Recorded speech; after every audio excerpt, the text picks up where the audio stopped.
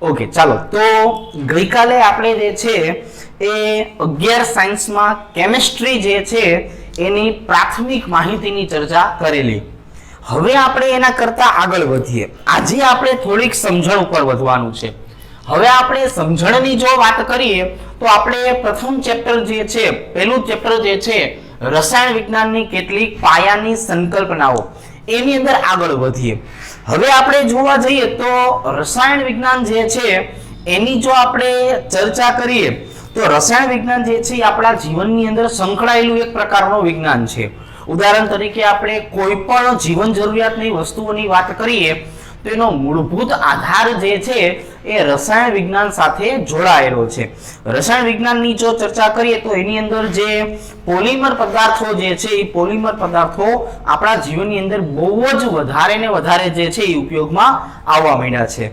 તો હવે આપણે જે છે રસાયણ વિજ્ઞાનની જો વાત કરીએ તો એવું કહેવાય કે ભાઈ કોઈ પણ પરમાણુ, અણુ, તત્વો, આયન એની સાથે સંકળાયેલું જે છે એ સંકળાયેલા વિજ્ઞાનને આપણે એના રસાયણ વિજ્ઞાન તરીકે ઓળખશું.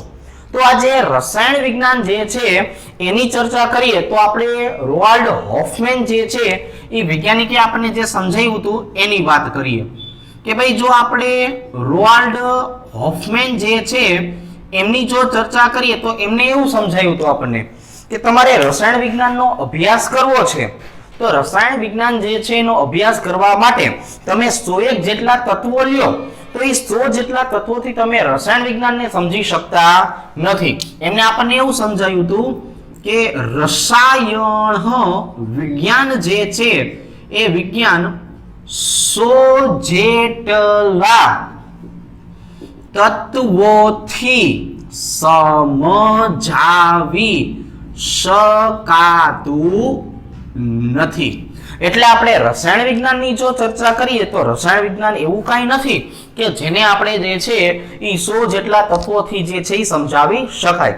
તો એનો મતલબ જે છે એ આવો થયો કે રસાયણ વિજ્ઞાનની જો આપણે સમજૂતી મેળવવી હોય તો આપણે એનો વધારે ને વધારે જે છે એ અભ્યાસ કરવો પડે. એટલા માટે થઈને આપણે શું કરશું તો કે ભાઈ એટલા માટે આપણે રસાયણ વિજ્ઞાન જે છે એ રસાયણ વિજ્ઞાનને આપણે જુદા જુદા ભાગો જે છે એમાં વહેંચી દઈએ. તો રસાયણ વિજ્ઞાનની સહેલી સમજૂતી મેળવવા માટે થઈને જે છે એ આપણે રસાયણ વિજ્ઞાનને પહેલા તો મુખ્ય શાખા અને ગૌણ શાખા જે છે એમાં વર્ગીકૃત કરી દઈએ કે ભાઈ રસાયણ વિજ્ઞાનને મારે સમજવું છે તો એના માટે પહેલા હું એને મુખ્ય શાખાઓ અને ગૌણ શાખાઓ જે છે એમાં વર્ગીકૃત કરી દઉં. મુખ્ય શાખા જે છે એની જો આપણે વાત કરીએ તો એની અંદર સૌપ્રથમ આપણે વાત કરવાની છે અકાર્બનિક રસાયણ શાસ્ત્ર. બીજા નંબરની આપણે વાત કરીએ તો એને કેવું છે કાર્બનિક રસાયણ શાસ્ત્ર. અને ત્રીજા નંબરની જો વાત કરીએ તો ત્રીજા નંબરને કહેવાનું છે ભૌતિક રસાયણ શાસ્ત્ર. તો આજે ત્રણ જે શાખા જે છે એની મુખ્ય શાખાઓ છે. ગૌણ શાખાની જો આપણે ચર્ચા કરીએ તો ગૌણ શાખા જે છે એને આપણે આવી રીતના દર્શાવશું કે ભાઈ આના માટે થઈને આપણે ગૌણ શાખાઓની જો વાત કરીએ તો એક આવશે વૈશ્લેષિક રસાયણ શાસ્ત્ર.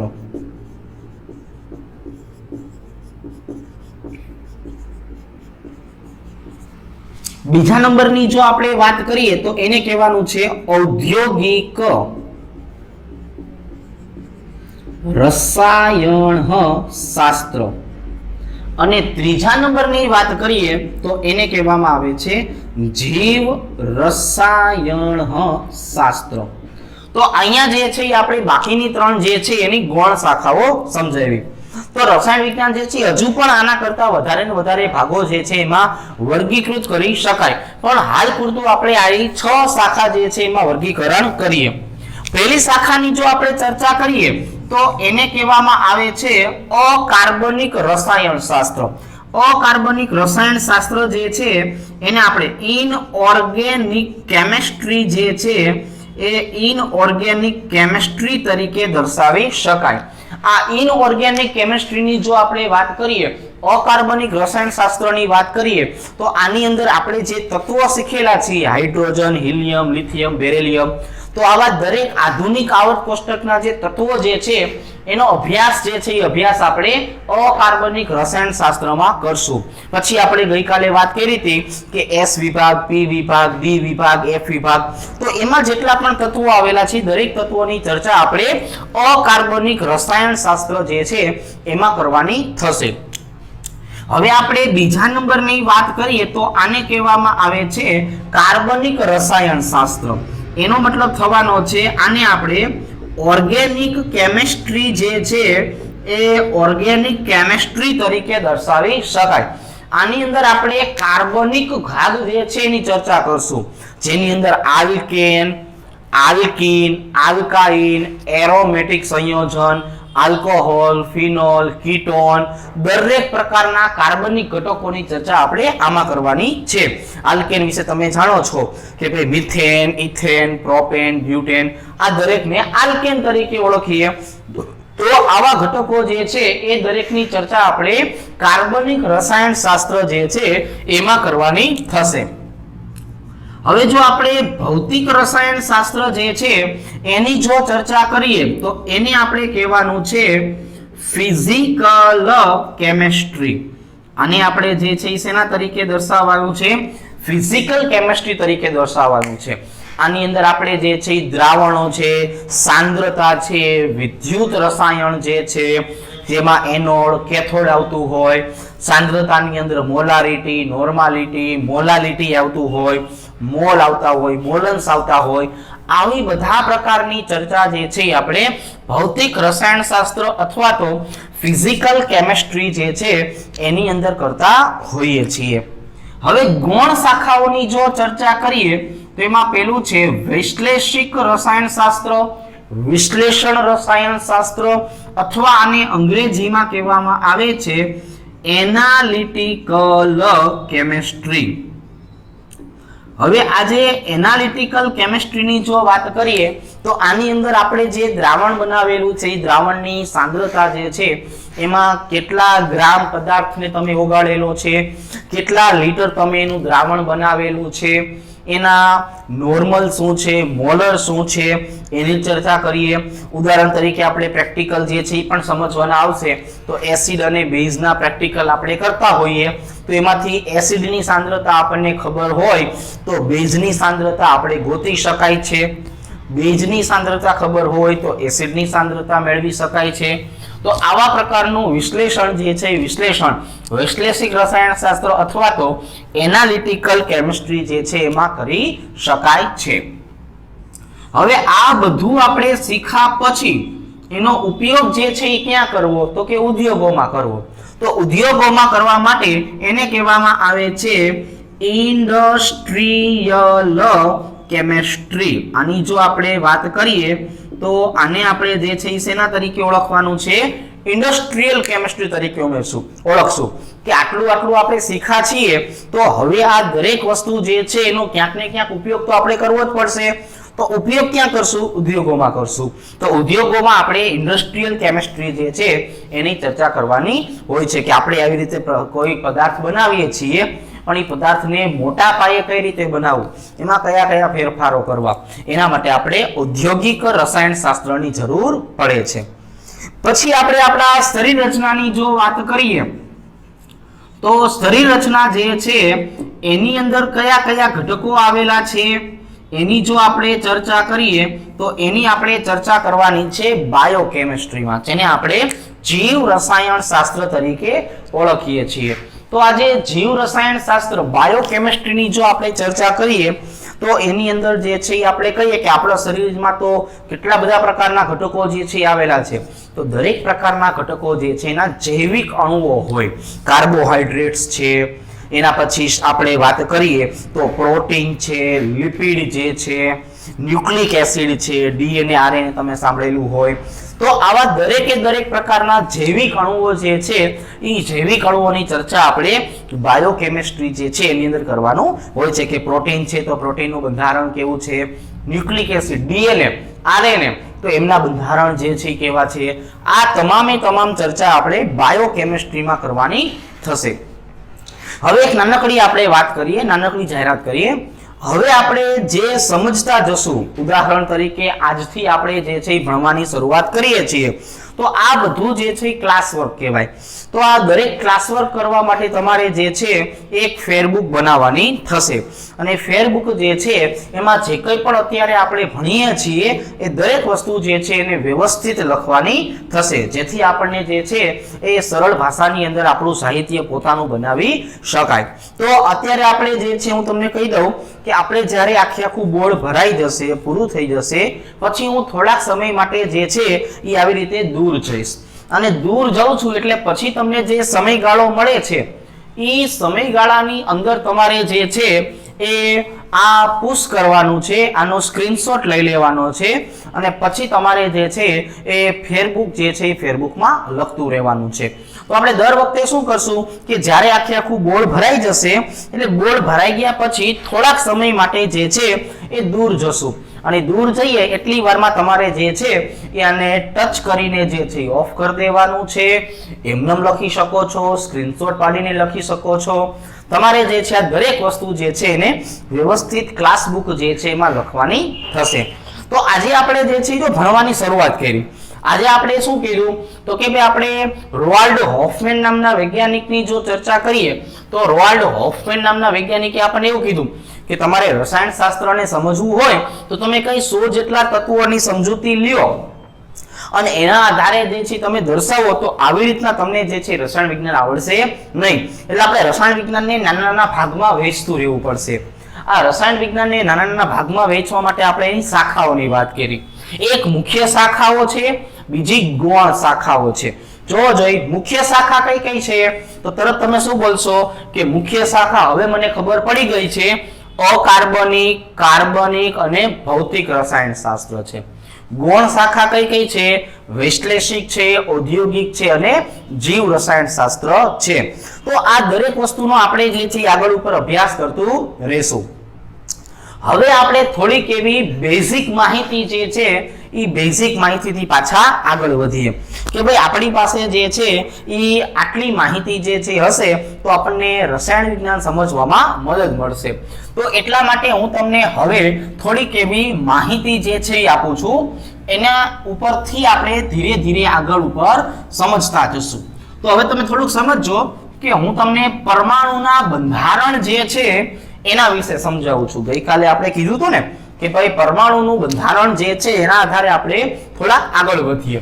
તો કોઈ પણ આપણે પરમાણુ જે છે એ પરમાણુની ચર્ચા કરીએ તો આની અંદર આપણને આટલું જોવા મળશે કે ભાઈ એક પરમાણુ જે છે એ પરમાણુનું કેન્દ્ર આવેલું હોય અને એની બહારની બાજુએ જે છે એની પરમાણુય ત્રિજ્યા આવેલી હોય. તો કોઈ પણ પરમાણુ જે છે એ બે ઘટકોનો બનેલો હોય છે. આ ભાગ જે છે એની જો ચર્ચા કરીએ આપણે તો આને કહેવાનું છે પરમાણુનું કેન્દ્ર. અને પરમાણુના કેન્દ્રમાં પ્રોટોન અને ન્યુટ્રોન આવેલા હશે. જે P+ લખું છું ને એને પ્રોટોન બોલવામાં આવે છે, અને N લખું છું એને શું બોલવામાં આવે છે? ન્યુટ્રોન બોલવામાં આવે છે. તો પરમાણુના કેન્દ્ર જે છે એ કેન્દ્રથી અમુક ચોક્કસ અંતરે જે છે એ તમે જોવા જશો તો ચોક્કસ અંતરે જે છે એ ઇલેક્ટ્રોન જે છે ઇલેક્ટ્રોન પરિભ્રમણ કરતો હોય છે. એટલા માટે આને જે છે એ કહેવામાં આવે છે પરમાણુની કક્ષા. હવે આ પરમાણુની કક્ષા જે છે એમાં હંમેશા કોણ આવેલું હશે? એમાં હંમેશા ઇલેક્ટ્રોન જે છે એ ઇલેક્ટ્રોન સમાયેલા હશે. તો હવે આપણી પાસે પરમાણુનું કેન્દ્ર આવેલું છે, પરમાણુની કક્ષા કે જેમાં ઇલેક્ટ્રોન જે છે એ જોવા મળે છે. હવે આ પરમાણુ જે છે એના આધારે આપણે તત્વોની રચના કરશું. તો તત્વો જે છે એની જો હું ચર્ચા કરું તો એની સંજ્ઞા શું હોઈ શકે છે? આ તત્વો જે છે એની જો આપણે ચર્ચા કરીએ તો એનું નામ શું હોઈ શકે છે? અને ખાસ અગત્યનું છે એની ઇલેક્ટ્રોન રચના શું હોઈ શકે છે? તો અત્યારે જે છે હું તમને પ્રથમ જે છે એ 1 થી 10 તત્વો જે છે એ 1 થી 10 તત્વો માટે જે છે એ નાનકડી માહિતી આપું છું. એની ઇલેક્ટ્રોન રચના જો આપણે લખવી હોય તો આપણને કક્ષા ઉપરાંત કક્ષક એના વિશેની સમજૂતી જે છે એ સમજૂતી હોવી જોઈએ. તો હવે હું તમને જે છે એ સમજાવું છું કે પરમાણુની કક્ષા જે છે એના અંદરના ભાગમાં જે છે એ જુદી જુદી કક્ષક પણ આવેલી હોય છે. તો અહીંયા આપણે જોવા જઈએ તો પહેલા લખશું કક્ષા અને પછી લખવાનું છે એની અંદર સમાયેલી કક્ષક. તો હવે આપણે કક્ષા જે છે એને તમે બીજા શબ્દોમાં ઊર્જા સ્તર જે છે એ ઊર્જા સ્તર તરીકે પણ દર્શાવી શકો છો. હવે આપણે ઊર્જા સ્તર જે છે એની જો વાત કરીએ તો એને આપણે કહેવામાં આવે છે n બરાબર 1, n બરાબર 2, n બરાબર 3 આવી રીતે. તો અત્યારે હું તમને આ 1, 2 ને 3 ઊર્જા સ્તર સમજાવું છું. તો આ 3 ઊર્જા સ્તરનો મતલબ શું થયો સમજો. આ પરમાણુનું કેન્દ્ર છે એની આજુબાજુનું આ જે પ્રથમ વર્તુળ હોય એને n બરાબર 1 પ્રથમ ઊર્જા સ્તર કહેવાય. એની પછી વાત કરીએ તો આ n બરાબર 2 કહેવાય. એના પછીની વાત કરીએ તો આ એનો ઊર્જા સ્તર n બરાબર 3 કહેવાય. તો ફરીથી એક વખત આને n બરાબર 1 કહેવાય, આને n બરાબર 2 કહેવાય અને n બરાબર 3 કહેવાય. હવે હું કક્ષા જે છે એ કક્ષાની જો વાત કરું, હજુ એક લખી નાખું છું n બરાબર 4.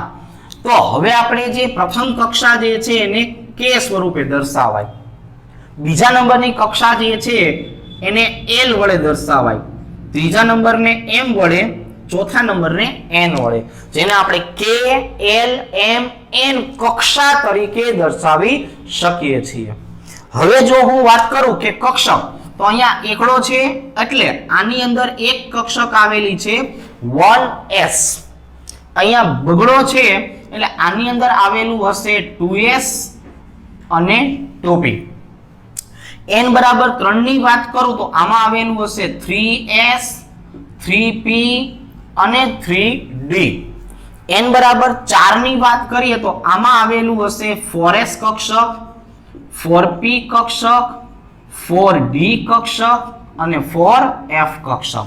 તો અત્યારે આપણે જે છે કઈ માહિતી મેળવી? તો કે અત્યારે આપણે એવી માહિતી મેળવી કે ભાઈ કોઈ પણ પરમાણુ હોય એમાં બે ભાગ આવેલા હશે. કયા કયા બે ભાગ આવેલા હશે?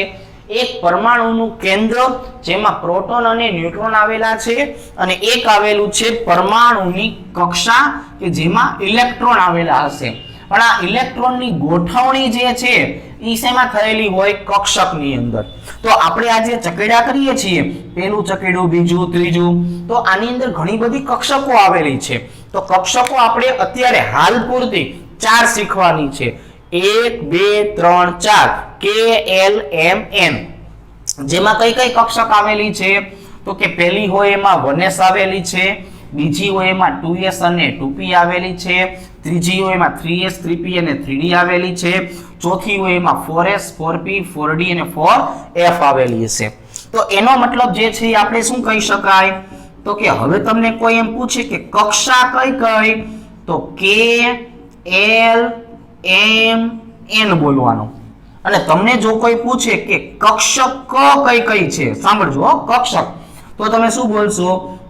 s p d અને f. સમજ પડી ગઈ છે? કક્ષા કે તો બધા કેપિટલ લેટર આવશે અને કક્ષક પૂછે તો બધા સ્મોલ લેટર આવશે. હવે હું તમને જે છે આ દરેકે દરેક કક્ષક જે છે એમાં કઈ રીતના ઇલેક્ટ્રોન સમાઈ શકે એની ચર્ચા કરું છું. ફોર એક્ઝામ્પલ મારે વાત કરવી છે s કક્ષક.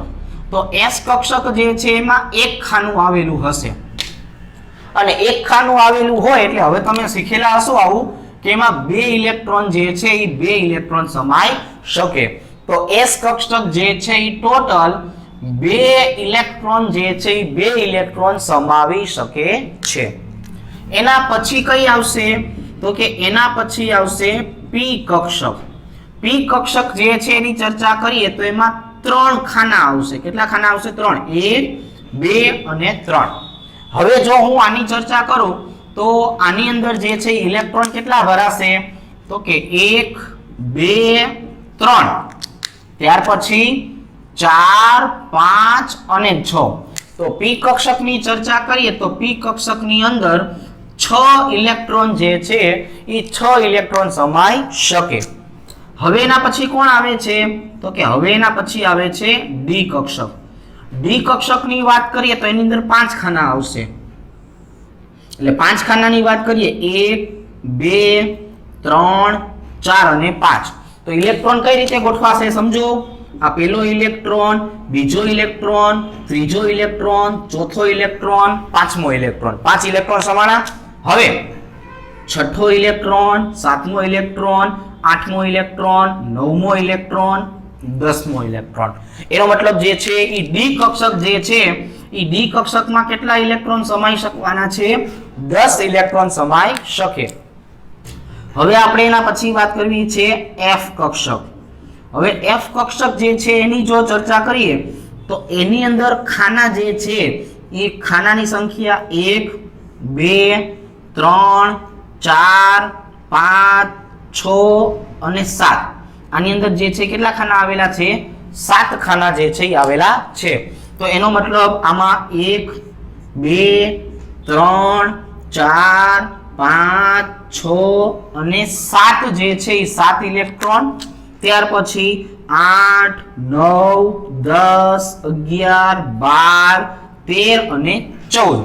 તો એફ કક્ષક જે છે એ એફ કક્ષકમાં 14 ઇલેક્ટ્રોન જે છે એ 14 ઇલેક્ટ્રોન સમાઈ શકે. ફરીથી એક વખત હું તમને સમજાવું કે ભાઈ પરમાણુમાં શું આવેલું છે. પરમાણુનું કેન્દ્ર પ્રોટોન અને ન્યુટ્રોન. પરમાણુની કક્ષામાં શું આવેલું છે ઇલેક્ટ્રોન. પણ ઇલેક્ટ્રોન ક્યાં ગોઠવાય કક્ષકની અંદર. હવે આપણે ચકડ્યા કરીએ n બરાબર 1 n બરાબર 2 n બરાબર 3 તો એને શું કહેવાય. પ્રથમને k કક્ષા કહેવાય, l કક્ષા કહેવાય, m કક્ષા કહેવાય, n કક્ષા કહેવાય. કક્ષા હંમેશા કેપિટલ છે k l m n. પ્રથમ કક્ષા કે છે એમાં 1s આવેલું છે. આની વાત કરીએ એમાં 2s અને 2p આવેલું છે. આની વાત કરીએ એમાં 3s 3p અને 3d આવેલું છે. આની વાત કરીએ એમાં 4s 4p 4d અને 4f આવેલું છે. તો તમને કક્ષક પૂછે તો કક્ષકમાં શું આવશે s p d f આવશે. હવે હું તમને પાછું સમજાવું કે s કક્ષકમાં એક ખાનું હોય 2 ઇલેક્ટ્રોન સમાય, p કક્ષકમાં 3 ખાના હોય 6 ઇલેક્ટ્રોન સમાય, d કક્ષકમાં 5 ખાના હોય 10 ઇલેક્ટ્રોન સમાય અને f કક્ષકમાં 7 ખાના હોય 14 ઇલેક્ટ્રોન સમાય. તો હવે આપણી પાસે જે છે એ કક્ષા અને કક્ષક વિશે જે છે એ માહિતી જે છે એ માહિતી આવી ગઈ છે. હવે આપણે જે છે એ શું સમજવું છે કે ભાઈ કોઈ પણ તત્વ જે છે એમાં ઇલેક્ટ્રોનની ગોઠવણીની વાત કરીએ તો કઈ રીતે થાય. તો એમાં આપણે આવું સમજશું કે પહેલા કોણ ભરાય તો કે 1s કક્ષક, પછી 2s અને 2p. તો આવી રીતની હું તમને ધીરે ધીરે સમજૂતી જે છે એ સમજૂતી આપું છું.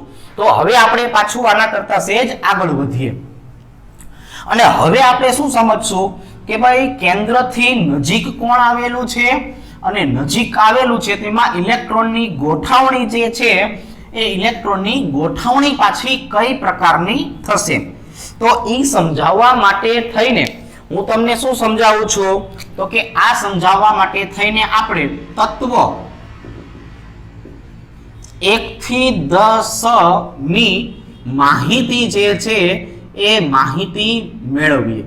તો હવે આપણે જે છે એ આવું પણ કહેશું કે ભાઈ તત્વ જે છે એ તત્વમાં આવેલા પ્રોટોનની સંખ્યાને તેનો પરમાણુ ક્રમાંક કહે છે. કે કોઈ પણ તત્વમાં જેટલા પ્રોટોન આવેલા હશે એ પ્રોટોનની સંખ્યાને એનો પરમાણુ ક્રમાંક કહેવાય. અને બીજા નંબરની વાત કે કોઈ પણ તટસ્થ તત્વ જે છે એની ચર્ચા કરીએ તો કોઈ પણ તટસ્થ તત્વ જે છે એની અંદર પ્રોટોનની સંખ્યા અને ઇલેક્ટ્રોનની સંખ્યા કેવી હશે સરખી. એટલે કોના જેટલી હશે તો કે ઈ હશે એના પરમાણુ ક્રમાંક જેટલી. પરમાણુ ક્રમાંકને ઝેડ સંજ્ઞા વડે દર્શાવવામાં આવે છે. હવે આપણે જે છે એ જોવા જઈએ તો હું કેન્દ્ર લખું તો આવી રીતે થશે ને. આ પરમાણુનું કેન્દ્ર થયું. પરમાણુના કેન્દ્રની આસપાસ જે છે એ અહીંયા આવેલું છે n બરાબર 1 અને અહીંયા જે છે એ આવેલું છે n બરાબર 2. ફરીથી એક વખત n બરાબર 1 જે છે એમાં શેનો સમાવેશ થાય તો કે કક્ષા હોય તો k અને કક્ષક હોય તો 1s. હવે હું અહીંયા લખું તો આને શું કહેવાય n બરાબર 2 જેને l કહેવાય, જેની અંદર કોણ આવશે 2s આવશે અને 2p આવશે. અને હવે હું આમ લખું કે ભાઈ ઇલેક્ટ્રોન દાખલ થવાનો ક્રમ જે છે એ શું હોઈ શકે તો કે ઇલેક્ટ્રોન જે છે એ સૌપ્રથમ શેમાં જાય તો કે ભાઈ 1s માં જાય.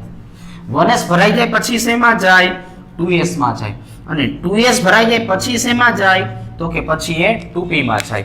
તો 1s 2s અને 2p આવી રીતે જશે. s કક્ષકમાં કેટલા ઇલેક્ટ્રોન સમાય તો કે એક કક્ષકમાં 2 સમાય. p કક્ષકમાં કેટલા ઇલેક્ટ્રોન સમાય તો કે p કક્ષકમાં વધુમાં વધુ 6 જે છે એ 6 ઇલેક્ટ્રોન સમાઈ શકે. તો હવે તમને સમજણ પડી ગઈ છે કે આપણે જે ચર્ચા કરી છે એ ચર્ચામાં શું કીધું તો કે ભાઈ ઇલેક્ટ્રોન દાખલ થવાનો ક્રમ આ પ્રકારનો હશે.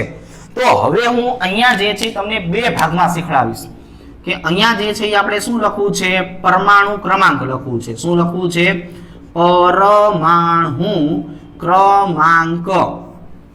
પછી પરમાણુ ક્રમાંક લખ્યા પછી અહીંયા શું લખવું છે આપણે તત્વ જે છે તત્વની સંજ્ઞા લખશું. તત્વની સંજ્ઞા લખ્યા પછી શું લખશું જે તે તત્વનું નામ લખશું અને પછી લખશું ઇલેક્ટ્રોન રચના. પછી શું લખશું ઇલેક્ટ્રોન રચના.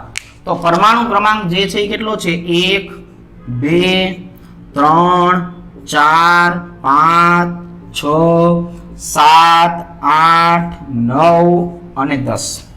હવે જો તમે શીખેલા છો એટલે ખબર હશે કે પ્રથમ તત્વ જે છે એને H વડે દર્શાવાય, બીજા નંબરના તત્વને He વડે દર્શાવાય. આપણે બધે રીતે દર્શાવીએ. પહેલું તત્વ હાઇડ્રોજન, બીજું તત્વ હિલિયમ. ત્રીજા નંબરની વાત કરીએ તેને કહેવાય લિથિયમ. ચોથા નંબરની વાત કરીએ તેને કહેવાય બેરિલિયમ. પાંચમા નંબરની વાત કરીએ તેને કહેવાય બોરોન કેપિટલ B. છઠ્ઠા નંબરની વાત કરીએ બહુ જ અગત્યનું કાર્બન. સાતમા નંબરની વાત કરીએ નાઇટ્રોજન. આઠમા નંબરની વાત કરીએ ઓક્સિજન. નવમાની વાત કરીએ ફ્લોરિન. દસમાની વાત કરીએ નિયોન. આના વિશે આપણને ખબર છે. ચાલો ફરીથી એક વખત. પહેલું કોણ છે હાઇડ્રોજન. બીજા નંબરની વાત કરીએ બીજું કોણ છે હિલિયમ. ત્રીજું કોણ છે લિથિયમ. ચોથું કોણ છે બેરિલિયમ. પાંચમું કોણ છે બોરોન. છઠ્ઠું કોણ છે કાર્બન. સાતમું કોણ છે નાઇટ્રોજન. આઠમું કોણ છે ઓક્સિજન. નવમું કોણ છે ફ્લોરિન. દસમું કોણ છે નિયોન. રેડી? તો આપણને 1 થી 10 તત્વોના પરમાણુ ક્રમાંક એટલે કે 1 2 3 4 5 6 7 8 9 અને 10 hydrogen, helium, lithium, beryllium, boron, carbon, nitrogen, oxygen, fluorine, neon. તમે નાના હોય ત્યારે તમને આવું શીખવાડ્યું હોય હા હી લી બે બો કા ના ઓફ ની. આ 1 થી 10 ને યાદ રાખવાની રીત થઈ. તમને આવી રીતના સમજાવેલું હશે. પણ હવે સમજો મારે ઇલેક્ટ્રોન રચના લખવી છે. પ્રથમ શેમાં નાખવાના 1s કક્ષકમાં. તો 1s કક્ષક જે છે એમાં એક ઇલેક્ટ્રોનનો સમાવેશ થાય એને હાઇડ્રોજન કહેવાય. બરોબર છે? ચાલો હિલિયમ જે છે એની જો આપણે વાત કરીએ તો હિલિયમમાં 2 ઇલેક્ટ્રોન સમાશે. બંને ઇલેક્ટ્રોન શેમાં આવશે 1s કક્ષકમાં આવશે. તમે નાના હોય ત્યારે આવું શીખેલા હોય કે આવી ઇલેક્ટ્રોન રચનાને 1 કહેવાય, આની ઇલેક્ટ્રોન રચનાને 2 કહેવાય. પરંતુ 2 ઇલેક્ટ્રોન રચના જે છે એને નિષ્ક્રિય ઇલેક્ટ્રોન રચના કહેવામાં આવે છે. તો જ્યારે કોઈ પણ ઉર્જા સ્તર પૂરો થઈ જાય એને નિષ્ક્રિય તત્વ કહેવાય. શું કહેવાય? નિષ્ક્રિય તત્વ. તો પહેલા ઉર્જા સ્તરમાં 2 ઇલેક્ટ્રોન આવ્યા તો એને શું કહેવાય નિષ્ક્રિય. અને નિષ્ક્રિય તત્વને હવે પછી આપણે મોટા કાઉન્સમાં લખશું આવી રીતે હિલિયમ કમ્પ્લીટ બોલાય. શું બોલાય એને? Helium complete. ત્રીજા નંબરની વાત કરીએ લિથિયમ. તો લિથિયમમાં શું થશે 2 ઇલેક્ટ્રોન આમાં જશે, 1 ઇલેક્ટ્રોન આમાં આવશે. એટલે લિથિયમ માટે હું લખીશ આવી રીતે કે 1s2 અને 2s1. પરંતુ હવે જે 1s2 જે છે એ મારે ન લખવું હોય તો અહીંયા હું શું લખી શકું? હિલિયમ કમ્પ્લીટ અને 2s1. તમે જે છે એ શું શીખેલા હોય અત્યાર સુધીમાં? તો કે 3 એટલે 2 અને 1 કહેવાય. તો આ દરેકનો મતલબ એક જ થયો. જો હું આવી રીતે લખું 1:2s1 તો પણ સાચું કહેવાય. હું આવી રીતે લખું હિલિયમ કમ્પ્લીટ અને 2s1 તો પણ સાચું કહેવાય. અને હું આવી રીતે લખું 2 અને 1 તો પણ સાચું કહેવાય. પરંતુ હવે પછી આપણે આ રીત જે છે એનો ઉપયોગ કરવાનો છે, જેને આપણે હિલિયમ કમ્પ્લીટ 2s1 તરીકે દર્શાવી શકાય. હવે જો બેરિલિયમની વાત કરીએ તો બેરિલિયમમાં 4 ઇલેક્ટ્રોન મારે ભરવાના છે. તો 2 ઇલેક્ટ્રોન તો શેમાં આવેલા છે? તો કે 2 ઇલેક્ટ્રોન હિલિયમમાં આવેલા છે અને બાકીના 2 ઇલેક્ટ્રોન શેમાં આવશે? 2s માં આવશે. એનો મતલબ એવો થયો કે ભાઈ આને નિષ્ક્રિય, આ 2s માં ઇલેક્ટ્રોન. બોરોનની જો હું વાત કરું તો બોરોન માટે શું લખશું આપણે? તો કે હિલિયમ કમ્પ્લીટ 2s2 અને 2p1 કહેશું. એના શું કહેશું? 2p1 કહેશું. હવે કાર્બનની વાત કરીએ તો એના માટે શું આવશે? હિલિયમ કમ્પ્લીટ 2s2 2p2 કહેશું. નાઇટ્રોજનની વાત કરીએ તો એના માટે શું કહેશું? હિલિયમ કમ્પ્લીટ 2s2 2p3 કહેશું. ઓક્સિજનની વાત કરીએ તો એના માટે હિલિયમ કમ્પ્લીટ 2s2 2p4 કહેશું.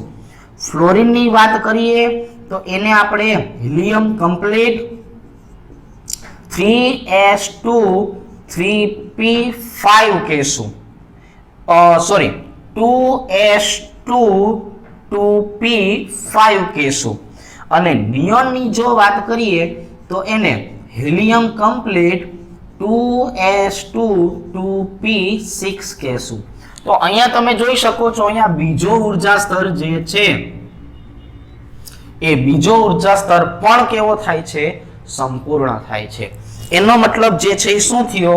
તો કે એનો મતલબ એવો થયો કે હવે આને હું નિયોન કમ્પ્લીટ પણ કહી શકું. તો દર વખતે મારે આગળનું લખવાની જરૂર પડતી નથી. હું માત્ર નિયોન કમ્પ્લીટ લખું તો પણ ચાલે. તો જો આ બાજુના મેં બોર્ડની વાત કરીએ તો આ બાજુના બોર્ડમાં આપણે જે છે એ શું શીખા છીએ? તો કે આટલા ભાગની વાત કરીએ તેમાં એવું શીખા કે ઇલેક્ટ્રોન સૌપ્રથમ 1s કક્ષકમાં જાય, પછી 2s કક્ષકમાં જાય અને પછી 2p કક્ષકમાં જાય. જેટલા પ્રોટોન હશે એટલા ઇલેક્ટ્રોન હશે, જેટલો પરમાણુ ક્રમાંક હશે એટલા જ પ્રોટોનની સંખ્યા હશે. તો હવે આપણે જે છે એ શું સમજ્યા?